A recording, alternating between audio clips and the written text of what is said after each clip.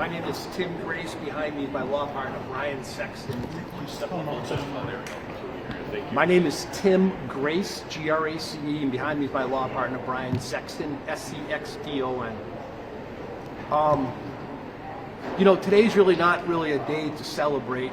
We could sit here and we could spike the football. It's obviously for Officer Bogard a pretty good day, but personally for her, but it kind of makes us to look a little introspective about where we are. I don't know how we've come to a point in our society where citizens can believe they do not have to follow the lawful orders of police officers and law enforcement. There's a segment of our society that believes, for whatever reason, they don't have to follow the lawful orders of law enforcement. The offenders, Ariel Roman, he dictated how this encounter happened. He's the one that ignored over 30 verbal commands to stop resisting, show us your hands, let go of the taser. They're taught at the police academy, right over here on West Roosevelt, a use of force model, presence, verbal commands, mechanical holds, and they click up that model based upon the offender's actions. OC spray, tasers, mechanical holds, all those things were done. They fought with this guy for over 5 minutes. Then Officer Bogard was left in a position where she had to make a decision. This guy, the partner was out of the fight. Roman outweighs her by 100 pounds and probably about 1.5 feet. She had to make a decision. But she could have ran. She had another option. She could have ran away, but that's not her job. That's not what we pay her to do. We pay her to keep the train safe, to allow us to be able to go back and forth to work every day without guys like Roman with cocaine and marijuana and going in and out of the trains. We pay her to stop that. And the Illinois law recognizes that.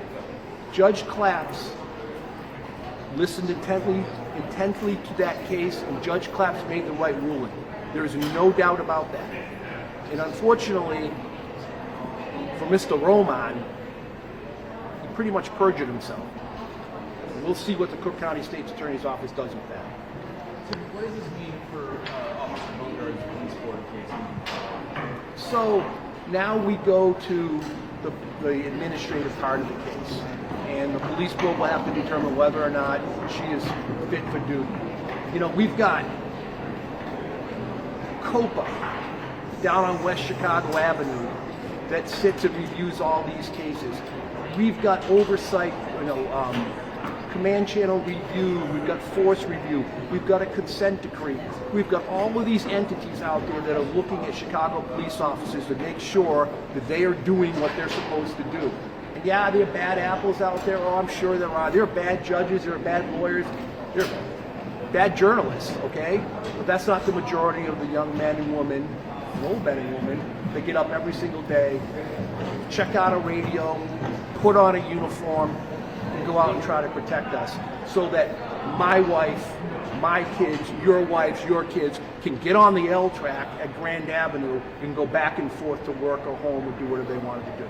So she's going to have to deal with what's going to happen at the police board, but based on that ruling, we're really confident that she is fit for duty.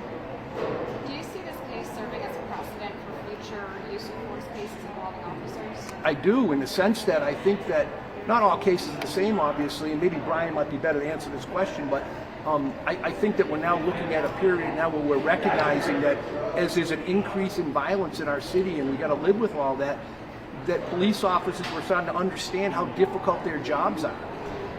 Yeah. Brian. Yeah, the only thing I want to add is I don't understand how all of a sudden we as a society are now, cops are the bad guys, and guys like Ariel Roman who are disobeying the laws and disobeying the cops and doing coke, doing drugs, they're the good guys now. It's ridiculous. Good guys? All right, thanks. Thank you.